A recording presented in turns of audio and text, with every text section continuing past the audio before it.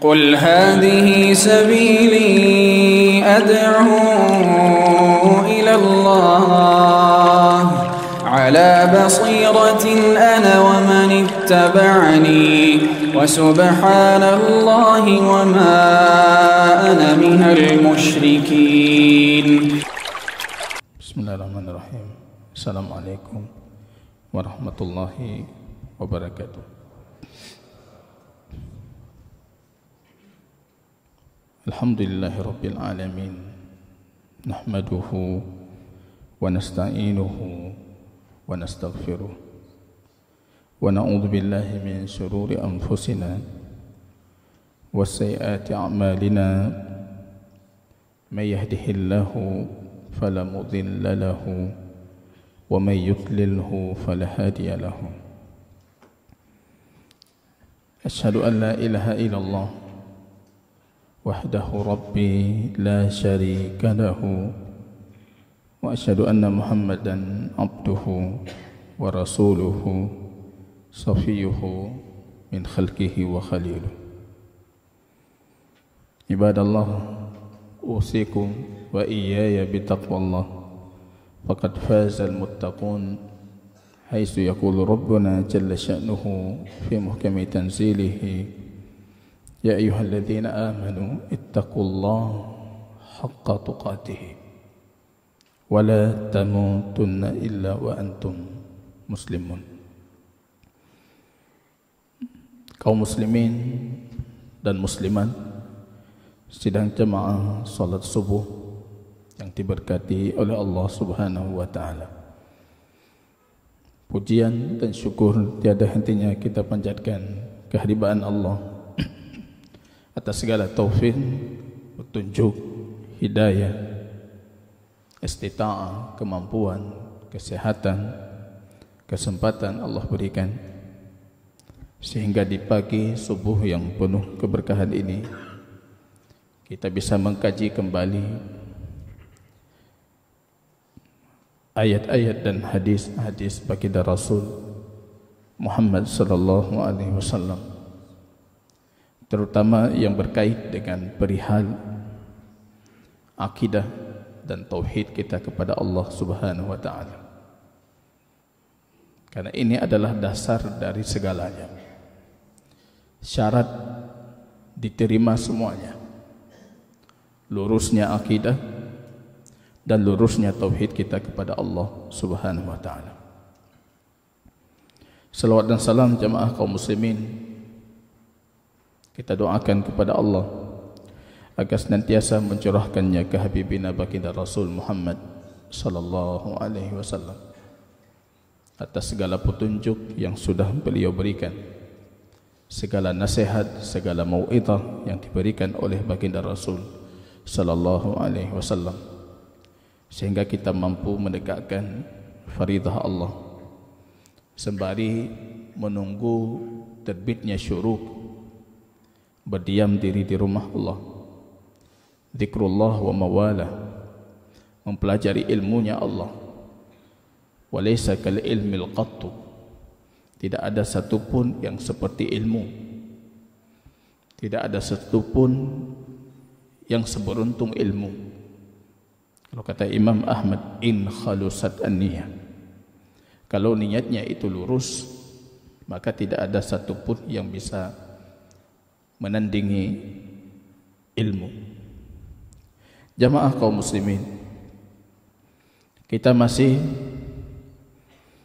berbicara tentang pembahasan dari kitab A'lam As-Sunnah Al-Mansyurah karya Syekh Al-Imam Hafidh Ibnu Ahmad Al-Hakami rahimahullahu ta'ala. Kita berbicara tentang iman terhadap hari akhir. Dan pembicaraan kita jamaah kaum muslimin di pertemuan sebelumnya itu pertanyaan ke 106 dari kitab kita, yaitu perihal tanda-tanda kiamat. Kita sudah membacakan dan sedikit menjelaskan memang versi Quran dan wahyu yang sahih sunnah baginda Rasul, tanda-tanda kiamat ini tidak detail dijabarkan, karena memang fungsi keimanannya itu fungsi keimanan global, bukan detail.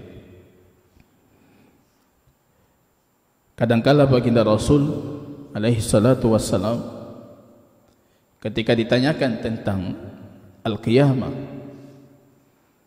beliau justru mengalihkan pertanyaan dari kiamat itu dan menjawabnya dengan kiamat yang akan terjadi pada setiap manusia, yaitu al-maut, kematian. Karena justru itu yang hakikat yang akan kita jumpai.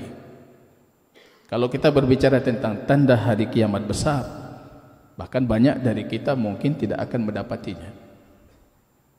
Itu sebatas ilmu yakin yang kita pelajari dan tertuntut wajib untuk kita yakini. Rasul kadang-kala ditanyakan, mata sa'ah ya Rasulullah? As-sa'ah, kata Rasul, melihat anak paling kecil dalam musnad. Kemudian beliau menunjuk, in haruma hadza faqad atat sa'atukum. Kalau yang kecil ini nanti sudah besar, sudah tua, kiamat kalian itu sudah terjadi. Itu justru lebih esensi, lebih penting, lebih perlu kita ta'ahub, bersiap untuk itu. Kalau ini sudah tua, kita sudah kiamat. Artinya kita tidak ada lagi, kita sudah mati. Dan berulang kali dalam beberapa hadis, dalam Sunan Abu Dawud, dalam Sunan At-Tirmizi, ketika ditanyakan tentang kiamat, justru baginda Rasul mengembalikan kepada hakikat yang paling esensi. Madza a'datta laha? Punya kalian apa siap? Ketika Anda bertanya tentang kiamat, apa yang sudah Anda siapkan? Ini jamaah kaum muslimin. Maka kita perhatikan di pertanyaan al-mi'ah as-sabi' wal mi'ah 107, di sini Syekh Hafidh Al-Hakami bertanya, ma dalilu al-iman bil maut? Apa dalil beriman terhadap kematian? Ini masuk awal perjalanan panjang kita. Berarti ini ketika berbicara tentang hari akhir, ini langkah pertama dulu, masuk kubur dulu. Berarti di situ akan bermula terminal pertama kita berhenti untuk melanjutkan perjalanan hari akhirat yang panjang itu. Masuk kubur dulu. Karena konsep keimanan kita, falsafah keimanan dan akidah kita itu harus bersumberkan Quran dan hadis. Maka di sini juga ditanyakan, apa dalil kematian? Padahal kita nggak butuh dalil. Siapa yang menolak kematian? Siapa yang mengingkari kematian? Tidak ada. Ateis pun meyakini mati akan mati. Suatu saat kita akan mati. Busur kematian itu tidak akan pernah salah. Yanalnahu wa in balaghta abwa was-sama'i busullami. Busur kematian akan menimpamu, kata seorang penyair jahiliyah, walaupun kamu naik ke langit dengan sulam, dengan tangga. Walaupun kamu lari ke langit dengan tangga, mati akan menghampiri. Tapi karena konsep iman kita itu tetap Quran hadis, yang sudah pasti pun kita tanyakan, mana Quran hadisnya? Apalagi perihal akidah-akidah yang belum pasti, lebih kita tanyakan. Beriman terhadap hari akhir, tidak ada millah, tidak ada agama, tidak ada nihlah, tidak ada sekte yang mengingkari keimanan terhadap hari akhir. Tapi kita bertanya juga, mad dalil al-iman bil yaumil akhir? Biar yang di luar marah-marah, gaduh, tanya yang dalil, Pak. Sampai mati tanya yang dalil, Pak. Mati itu apa dalil dari Quran, apa dalil dari sunnah? Padahal mati, Pak, semua kita meyakini. Tapi memang seperti itu konsep kita. Syekh Hafidz Al-Hakami ingin menanamkan pada diri kita, bertanya dalil itu harus spontanitas.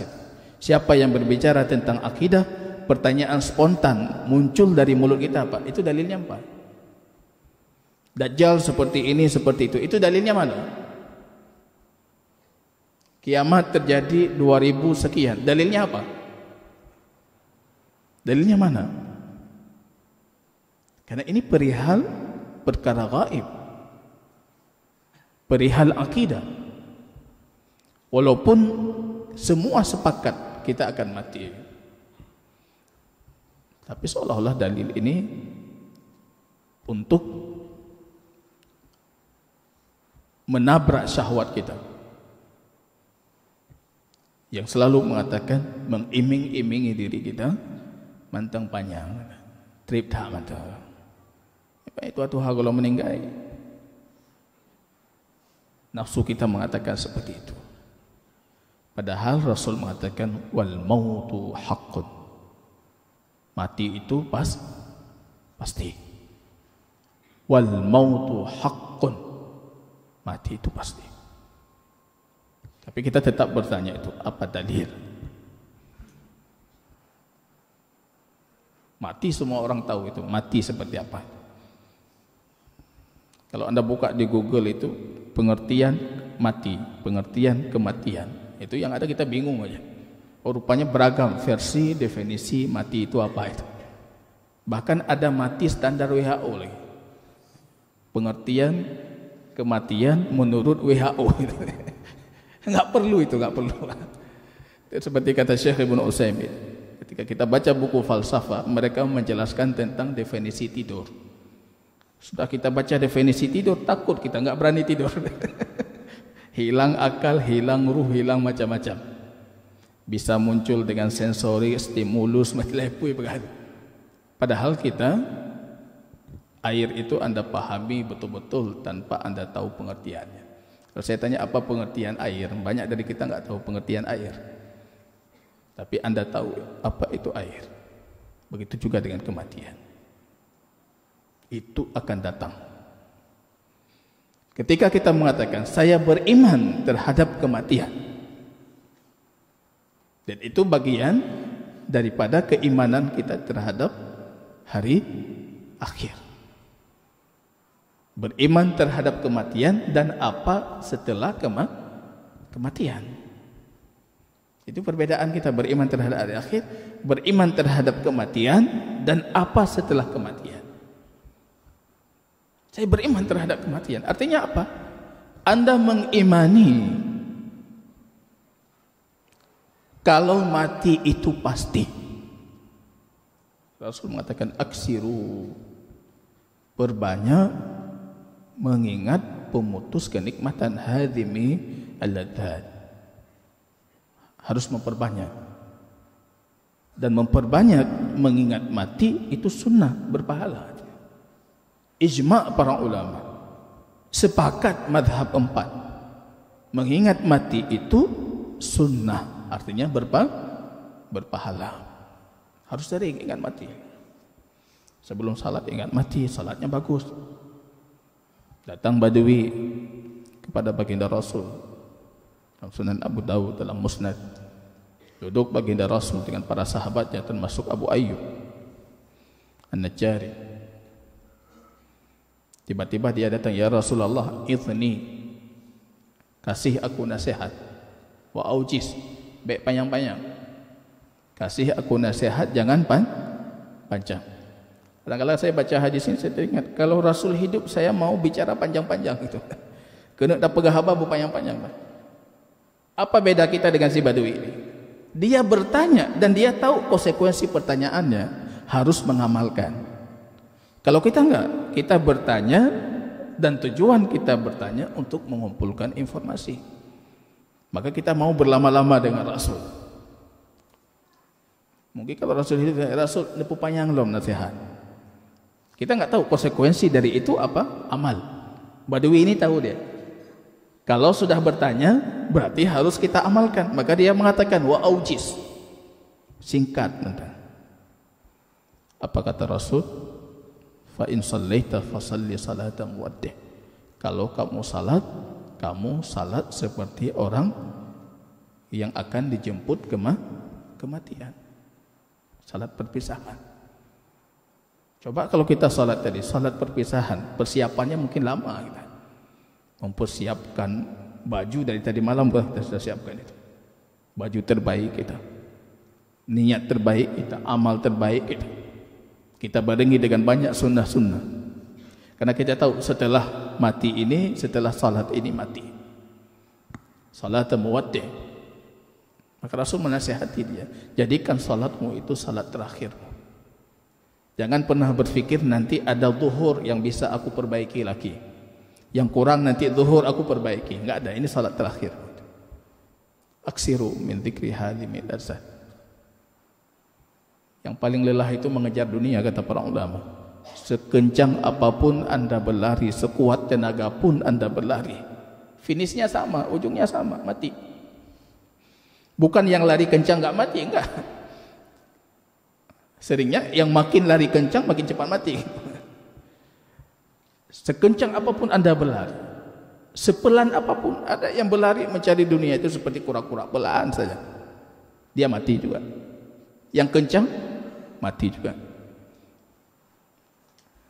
Finishnya satu dia, al-maut. Orang kalau beriman terhadap kematian itu sebenarnya sudah cukup. Anda tahu Anda akan mati, itu sudah cukup untuk menjadikan kita sosok yang punya karakter yang baik. Itu rinciannya. Mengimani ajal itu pasti, dan mengimani ajal kita mahdud, udah terbatasi. Ini dalam syariah kita tahu semuanya sudah Allah takdirkan. Umur Anda berapa sudah Allah takdirkan. Kalau orang-orang barat, para fisikawan itu, mereka meneliti tentang sel-sel di tubuh yang jutaan sel di tubuh kita itu rupanya punya kadar luarsanya. Artinya akan tiba waktunya fungsinya berhenti. Itulah kematian versi mereka. Kalau kita mengimani ajal kita sudah mahdud, maka Anda tidak boleh meminta kepada Allah dipanjangkan umur. Bukan haram, artinya doa Anda tidak bermanfaat. Dalam hadis Imam Bukhari, suatu ketika Rasul mendengar doanya Ummu Habibah, istrinya baginda Rasul, anaknya Abu Sufyan. Allahumma mati'ni ya Allah. Mati'ni artinya berikan aku senantiasa menikmati masa ini. Suamiku Rasulullah, bapakku Abu Sufyan, ini udah masuk Islam Abu Sufyan. Saudaraku Muawiyah. Nikmat sekali itu punya suami Rasulullah. Ayahnya siapa? Pemuka Quraisy, Abu Sufyan. Adik atau abangnya siapa? Muawiyah, pemuka Quraisy. Mati ini ya Rasul, ya Allah, nikmat ini engkau panjangkan. Artinya umurku engkau panjangkan, aku menikmati masa-masa ini. Apa kata Rasul? Faqad sa'atillahi bi ajalin matrubah. Kamu sudah meminta kepada Allah dengan sesuatu yang sudah pasti. Artinya soalmu enggak bermanfaat, doamu enggak bermanfaat. Karena udah pasti, mau Anda minta apapun udah pasti itu kapan tiba waktunya. Maka Rasul mengajarkan Ummu Habibah, ganti, minta supaya selamat dari neraka.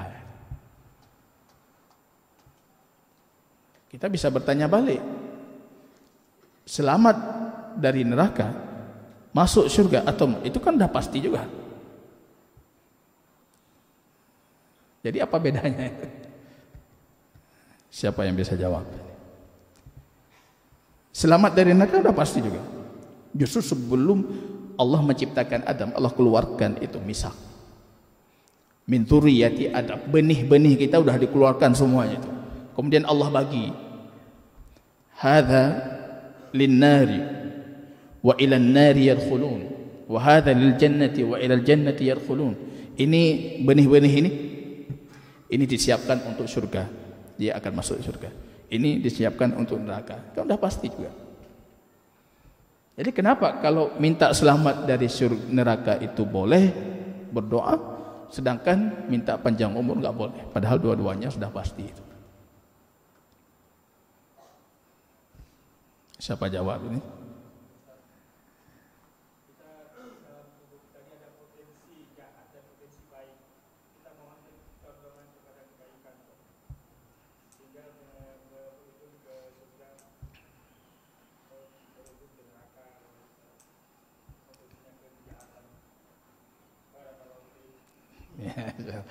Jadi potensi itu yang saya tanyakan lebih spesifiknya itu, boleh tidak kita meminta supaya dijauhkan dari neraka? Padahal itu sudah jelas, ahli neraka sudah pasti, ahli surga sudah pasti. Sama seperti umur sudah pasti, yang 40 sudah pasti, yang 50 sudah pasti.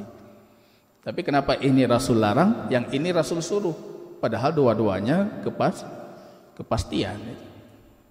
Selain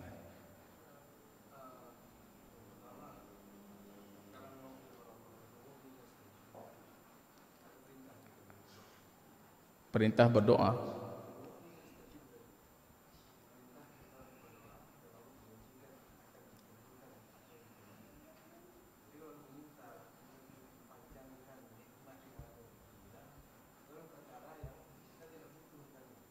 Ya.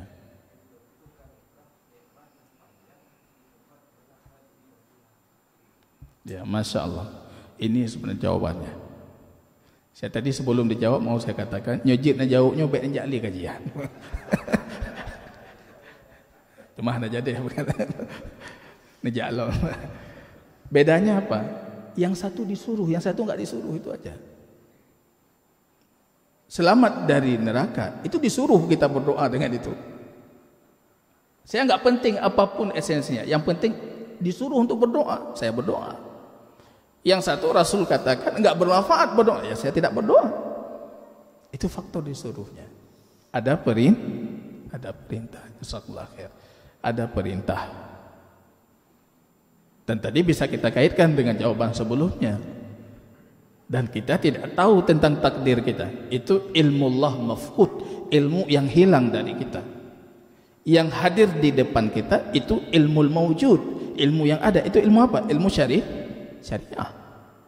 Dalam ilmu syariah kita diperintahkan meminta supaya dijauhkan dari neraka itu. Maka kita lakukan. Rasul suruh. Apalagi dari hadis Ummu Habibah tadi udah ada jawabannya itu. Yang pertama Rasul larang, bukan larang, artinya Rasul mengatakan kamu meminta sesuatu yang sudah pasti, yang sudah Allah tentukan, untuk apa kamu minta? Sedangkan yang kedua Rasul perintah. Tapi kamu minta doa. Rasul perintah Ummu Habib. Apa mintanya? Supaya dijauhkan dari neraka itu. Ini kita iman. Ajal itu pasti datang. Kematian pasti. Yang kedua, ajal kita itu mahdud, sudah Allah batasi. Yang ketiga, dimanapun Allah tetapkan kita akan mati di tempat itu. Dalam Musnad Imam Ahmad, kalau Allah mentakdirkan bagi hambanya kematian di satu tempat, ja'alallahu lahu fihi hajah, maka Allah akan menjadikan untuknya kebutuhan kepada tempat itu. Iban meninggal di Semelu, antum tajak Allah di Semelu. Rupanya tiba-tiba belum meninggal, kita punya kebutuhan di Semelu. Pergi ke Semelu, meninggal, jemput. Dalam Musnad disebutkan Allah akan menjadikan hajat kebutuhannya untuk tempat itu. Maka selama kita hidup ini, jadikan motivasi kebutuhan kita itu selalu ketaatan. Kebutuhan terhadap ketaatan, dimanapun kita wafat. Tapi kondisi wafat kita itu kebaikan. Guru saya orang Saudi, Abu Sulaiman namanya. Lahir di Saudi, besar di kerja di Saudi sampai pensiun. Motivasi dakwahnya besar. Wafatnya di mana? Gorontalo. Sedang bangun masjid. Resmian masjid malamnya wafat. Tinggal di Riyadh wafat di Gorontalo. Begitu kalau sudah Allah takdirkan. Allah akan memberikan, menjadikan bagi anda itu kebutuhan untuk tempat itu. Maka ketika anda mau pergi ke suatu tempat, yang harus anda hadirkan apa? Jadikan tempat itu ketaatan. Walaupun kita mati di tempat itu, mati dalam kondisi melakukan ketaatan. Ini aksiru min dzikri hadhihi bilazzat, memperbanyak. Maka Rasul perintahkan kita juga ziarah kubur, adzkarukum lil akhirah, karena itu akan mengingatkan kalian dengan kematian dan akhirat. Pergi ke kubur, lihat. Orang sebelum kita sudah meninggal, sudah wafat, sedangkan kita apa yang sudah kita siapkan itu. Ini awalnya jamaah kaum muslimin. Al-jawab, kata beliau, qala Allah Ta'ala, qul yatawaffakum malakul mauti alladhi wukila bikum summa ila rabbikum turja'un. Katakan wahai Muhammad, mereka akan diwafatkan oleh malaikat maut. Tidak ada nama dalam Quran, tidak ada nama dalam sunnah. Siapa nama malaikat maut itu? Kita bisa mengambil nama Israel itu dari naskah Yahudi atau naskah itu agama Sikh di India itu. Yang bohonan Israel itu cuma dua agama ini. Kemudian kaum muslimin meniru-niru malaikat maut Israel. Jika Israel datang memanggil begini, Israel, malaikat maut Israel, dipegat lagu tersebar di masyarakat, semua masyarakat meyakini Israel. Israel itu cuma naskah Israiliyat. Kita boikot Israel, riwayat Israel coy. Betapa riwayat Israel. Seharusnya yang pertama kita boikot itu tadi. Riwayat-riwayat mereka. Apalagi berkaitan dengan akidah kita dan tidak ada sumber dari akidah kita. Tinggalkan itu. Kalau versi Quran, malakul maut sesuai dengan peranan dan fungsinya, malaikat kematian. Dalam beberapa ayat yang lain, yatawaffadhum rusuluna, rupanya disebutkan malaikat maut itu bukan satu. Dia itu punya banyak awan, malaikat-malaikat lain pembantu. Jadi itu di luar keilmuan kita. Kita cuma bisa mengembalikan kepada Allah tentang perkara gaib itu, seperti apa dia mencabut nyawa, seperti apa dia melakukan itu. Kalau kita perhatikan data sensusnya, mungkin per hari tidak kurang 150.000 jiwa yang dicabut. Lebih di atas itu. 150.000 per hari itu. Seluruh dunia yang meninggal, Pak. Per hari. Jadi kalau disebutkan dalam ayat, dia punya awan, malaikat-malaikat lain, rusuluna, diwafatkan oleh para rasul-rasul kami, utusan-utusan kami. Mungkin malakul maut yang kita kenal dengan ketika disebutkan dalam sighah ifrad, bentuk tunggal, itu pemimpinnya. Sedangkan bawahannya itu ada malaikat-malaikat lain yang jumlahnya sangat banyak. Ibnu Abbas ditanyakan bagaimana dia mencabut, Allah mencabut nyawa kita dalam satu waktu. La yashghuluhu syai'un an syai'. Allah tidak bisa disebutkan dengan satu perbuatan. Bisa melakukan segalanya dalam satu waktu. Kama razaqakum, seperti kalian dikasih rezeki. Dalam satu waktu banyak yang dapat rezeki. Bisa Allah mencabut ruh kita juga bisa. Malakul maut. Jadi kita mengimani perihal beriman terhadap kematian, beriman adanya malaikat maut. Harus kita imani itu. Rincian keimanan. Beriman adanya malaikat maut. Kalau kita lihat ayat lain rupanya banyak pembantu, harus kita rincikan lagi keimanan kita. Beriman adanya para malaikat yang membantu malaikat maut untuk perihal mencabut ruh, mencabut nyawa-nyawa. Wukila bikum, sudah diwakilkan kepada kalian, summa ila rabbikum turja'un, dan kalian akan kembali ke Tuhan kalian. Wa qala ta'ala kullu nafsin dha'iqatul maut, semua jiwa itu pasti akan mati. Semua jiwa pasti akan mati.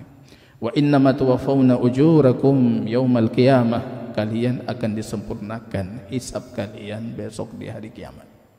Yang zalim, yang taat, semuanya akan diperhitungkan. Wa qala ta'ala lin nabiyhi, coba kita simak bagaimana Allah mengatakan kepada rasulnya, baginda Rasul Muhammad, innaka mayyitun, wahai Muhammad kamu mayit. Artinya kamu akan jadi mayit. Dikatakan mayit padahal masih hidup. Ini bi'tibaril ma'al namanya, untuk apa yang akan terjadi. Ini yang kita jelaskan, lakinu mautakum bila ilaha illallah, katakan kepada mayit kalian itu la ilaha illallah. Itu bi'tibar ma'al, karena dia akan jadi mayit. Bukan setelah jadi mayit baru kita talqin. Karena ada yang memahami lain lagi, banjir ke mayit baru talqin. Masuk dalam kubur kita ajarkan dia talqin. Ini sebentar lagi datang inja'aka munkar wa nakir, sebentar lagi datang munkar dan nakir. Kalau munkar nakir bertanya marabbuka faqul Allah, kita talqin setelah kematian. Padahal ijma' para ulama tentang makna hadis itu, lakinu mautakum, talqin mayat kalian itu sebelum meninggal, menjelang sakratulnya. Makanya akhiru kalamihi la ilaha illallah dakhalal jannah, yang menjadikan akhir ucapannya itu la ilaha illallah, dia masuk surga. Tapi harus terpenuhi syarat yang sudah kita pelajari. Ada 8 syarat untuk keabsahan la ilaha illallah, yaitu sudah kita pelajari. Jadi lakinu mautakum, sebelum dia jadi mayit. Seperti ayat ini, innaka mayyit, kamu mayit, wa innahum mayyitun, dan mereka juga mayit. Wa qala ta wa ma ja'alna li basharin min qablikal khuld afa in mitta fahumul khalidun. Kami tidak pernah menjadikan manusia sebelummu itu kekal. Apakah kalau kamu mati mereka akan kekal? Ini bantahan Allah turun langsung ketika orang Quraisy, kafir Quraisy mengatakan kepada Muhammad, mereka sudah lelah dengan baginda Rasul, capek menegosiasi dengan baginda Rasul, tidak ada ujung. Akhirnya mereka mengatakan innahu syair ala raibil manun, Muhammad itu seorang penyair, anggap saja seperti itu. Nanti dia akan mati sendiri. Nanti mati ke roh, baik permulilah dah. Kita lelah dengan Muhammad, tinggalkan Muhammad, dia akan wafat sendiri. Dia akan mati sendiri nanti. Orang yang mengatakan ini lupa kalau dia juga akan mati. Maka Allah turun mengatakan, kami tidak pernah menetapkan untuk manusia itu keabadian. Afa imitta, ini pertanyaan, tapi ini istifham ingkari namanya. Pertanyaan pengingkaran, enggak butuh jawaban. Kalau kamu mati, apakah mereka akan kekal? Ya enggak, sama-sama kita akan mati. Cuma masalahnya Anda mati seperti apa? Ini jamaah kaum muslimin. Wa qala ta'ala kullu man 'alaiha fan wa yabqa wajhu rabbika dzil jalali wal ikram. Semua yang ada di atas muka bumi ini akan punah. Akan punah. Yang tersisa cuma wajah pemilik segala kemuliaan dan segala keagungan, yaitu wajah Allah.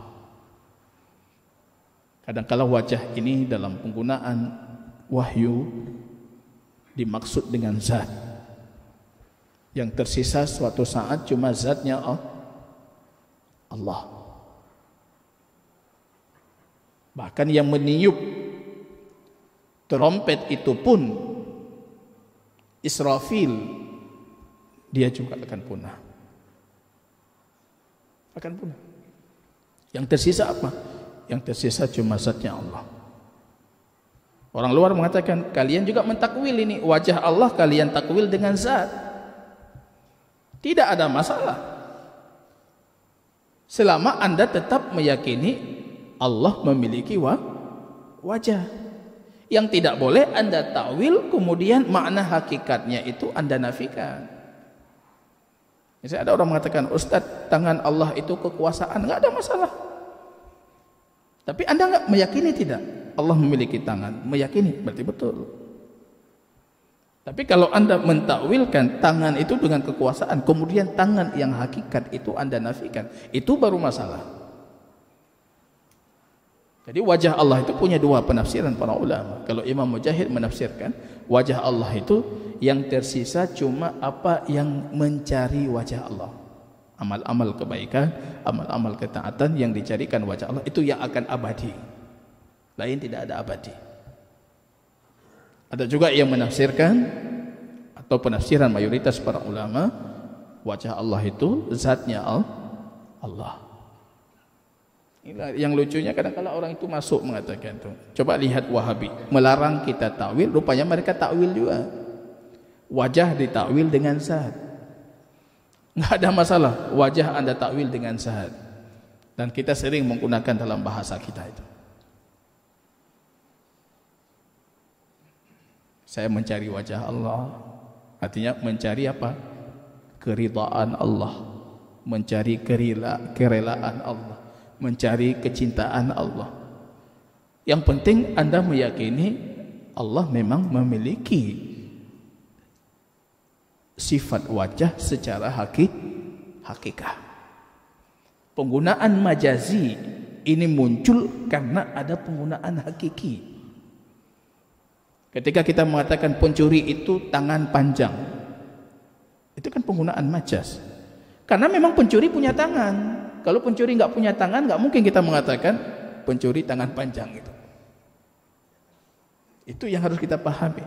Ketika wajah diartikan dengan keridhaan, kecintaan atau zat, itu hakikatnya ada makna hakiki untuk tangan itu, dan itu dimiliki oleh Allah. Yang tersisa apa? Yang tersisa cuma wajahnya Allah, pemilik segala keagungan dan segala kemuliaan. Wa qala ta'ala kullu syai'in halikun illa wajhah. Semua akan halik, akan punah kecuali wajahnya. Wa qala ta'ala wa tawakkal 'alal hayyil ladzi la yamut. Dan bertawakkallah kamu kepada yang maha hidup dan tidak pernah mati. Wa ghairi dzalika minal ayat wa fihi minal ahadits ma la yuhsa. Kalau Anda tanyakan tentang hadis kematian, ya banyak sekali hadis baginda Rasul sallallahu alaihi wasallam perihal kematian. Wal amru musyahad, dan kematian ini bisa Anda saksikan. Banyak dari kita sudah menyaksikan orang meninggal di depan matanya. Musyahad, Anda bisa menyaksikan. Bagaimana Anda ingkari lagi? La yajhaluhu ahadun, tidak ada yang mengingkari kematian ini. Walaysa fihi syakkun wala taraddud, dan tidak ada orang yang ragu tentang kematian. Walakin inadun wastikbar, yang ada orang inat, orang-orang yang melampaui batas, orang-orang sombong yang berfikir mereka tidak akan mati. Wala ya'mal ala mujibi imanihi bihi, sehingga dia tidak mempersiapkan konsekuensi dari kematian itu. Itu orang sombong, kata beliau, kalau tidak mempersiapkan apa konsekuensi kematian. Illa ibadullah mukhlisun, kecuali hamba-hamba Allah yang mukhlis. Wa nu'minu anna kullu man mata aw qutila aw bi ayyi sababin kana inna dhalika bi ajali lam yanqusu minhu syai'ah. Dan kita mengimani baik orang terbunuh atau dia meninggal dalam kondisi apapun dan sebab apapun, itu tidak sedikit pun mengurangi dari ajal yang sudah ditetapkan untuknya. Enggak ada yang berkurang, Pak. Jangan Anda berpikir orang itu dibunuh, mati hari ini, berarti ajalnya udah berkurang ini karena dibunuh. Enggak, memang ajalnya segitu.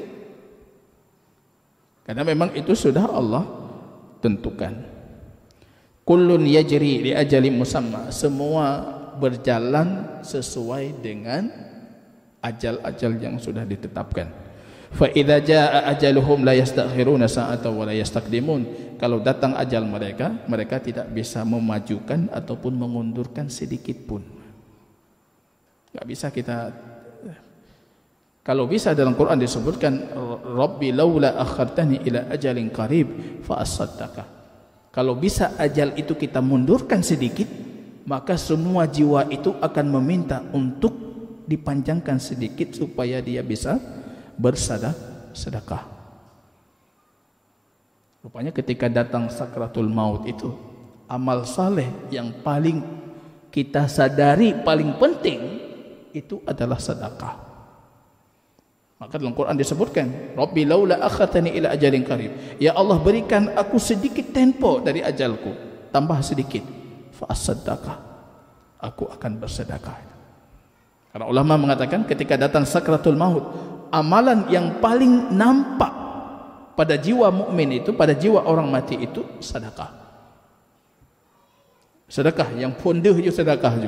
Akhirnya kita minta kepada Rabb, ya Allah, kalau panjang sedikit lagi aku akan bersedekah. Kita enggak minta untuk salat, enggak minta untuk baca Quran, enggak minta untuk yang lain. Tapi yang pertama kita minta apa? Fa asaddaqah wa aku minas salihin, dan aku menjadi hamba Allah yang saleh itu. Wallahu taala alam bisawab. Kalau ada yang patut kita diskusikan, kita persilakan ya. Silakan.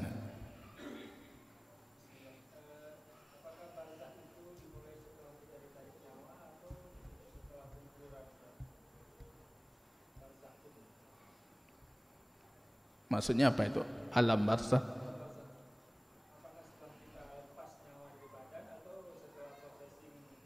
Ya. Sebenarnya itu pertanyaan selanjutnya, itu pertanyaan 108 ya, tentang azab kubur. Nanti kita akan berbicara kapan bermula. Alam barzakh itu setelah kematian sudah masuk ke dalam alam barzakh. Sedangkan kubur itu bagian dari alam barzakh. Walaupun kita tanpa kubur, alam barzakh tetap berlaku. Meninggal di udara, dimakan binatang ini sedikit, itu sedikit, tapi alam barzakh tetap berlaku bagi yang tidak memiliki kubur. Jadi alam barzakh bermula dari semenjak kita kematiannya, itu mati permanen kalau bahasa klinis. Karena ada 3 level kematian: mati klinis, mati jantung, ya, otak belum, kemudian mati otak, kemudian baru mati permanen. Artinya semua unsur biologis di tubuh kita sudah tidak bekerja secara permanen, artinya sudah wafat. Itu yang kita maksud dengan kematian tadi. Setelah itu langsung dimulai dengan alam barzakh. Dia akan kita sebutkan hadisnya, panjang sekali hadis bagaimana proses kematian dan kemana dibawa ruh. Ya, ada ruh yang dinaikkan, ada ruh yang dilempar kembali. Wallahu ta'ala a'lam.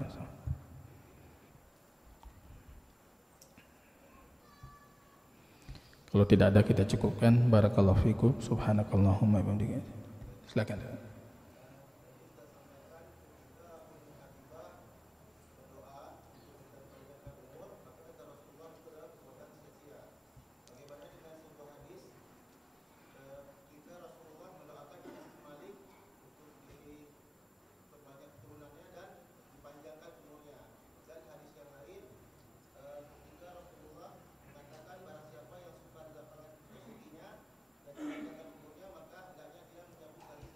Ya.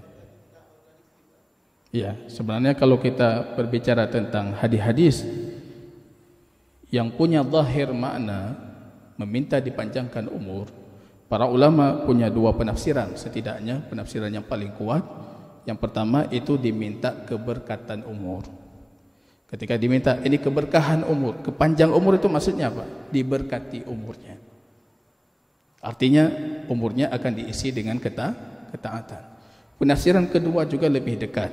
Kalau kita melihat ayat Al-Quran yang berbicara tentang takdir, yamhullah ma yasha wa yusbit wa indahu ummul kitab. Ada takdir yang Allah hapus, ada takdir yang Allah lanjutkan, tetapkan. Sedangkan di sisi Allah itu ada ummul kitab, Lauh Mahfuz. Jadi yang dipanjangkan, dipendekkan kalau kita nyambung tali silaturahim itu takdir yang mana? Takdir yang ditetapkan oleh para malaikat ketika kita dalam janin. Sedangkan yang tidak berubah-ubah itu takdir pasti, itu ada di Lauh Mahfuz. Jadi yang Rasul komentari tentang pertanyaan Ummu Habibah itu tentang takdir Lauh Mahfuz.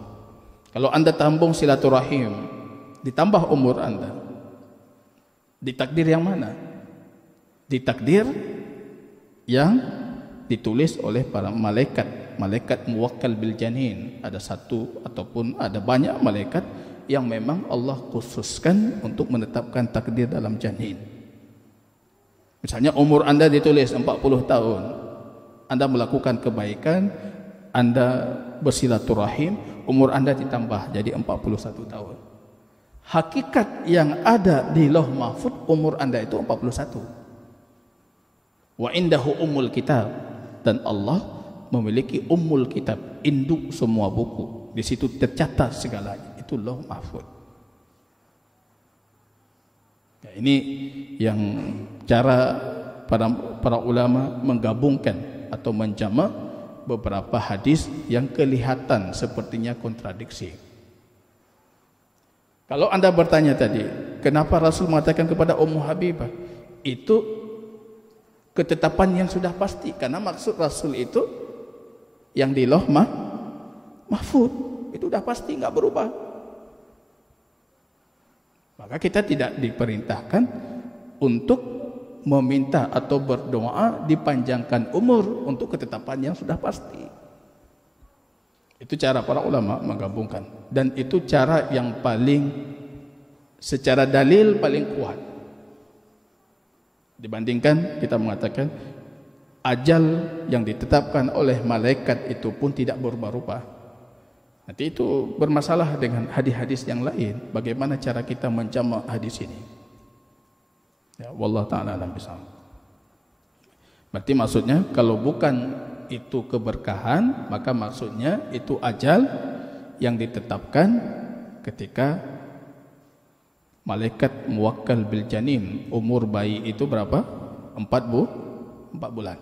Umur bayi 4 bulan ditetapkan kita ajaluhu amaluhu syaqiyun aw sa'id.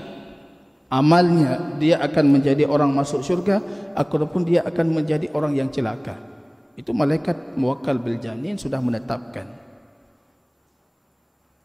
Dan itu menurut mayoritas para ulama kita ahlu sunnah itu bisa berubah.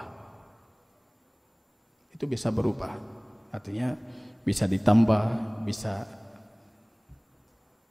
dengan kebaikan, dengan silaturahim. Man syaa'a yusilahu fi atharihi. Siapa yang mau ditambah umurnya, maka hendaknya dia menyambung tali silaturahimnya. Itu cara para ulama mengkombinasikan dalil-dalil yang nampak. Tapi sebenarnya kembali ke tadi yang saya tanyakan, itu tidak disuruh. Kalau Rasul melakukan, dan saya tadi mengatakan bukan diharamkan.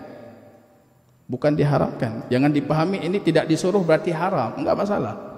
Tapi tidak bermanfaat. Tidak bermanfaat. Wallahu taala alam. Ada lagi? Kalau tidak ada kita cukupkan. Barakallahu fikum. Subhanakallahumma bihamdika asyhadu an la ilaha illa anta astaghfiruka wa atubu ilaik. Assalamualaikum warahmatullahi wabarakatuh.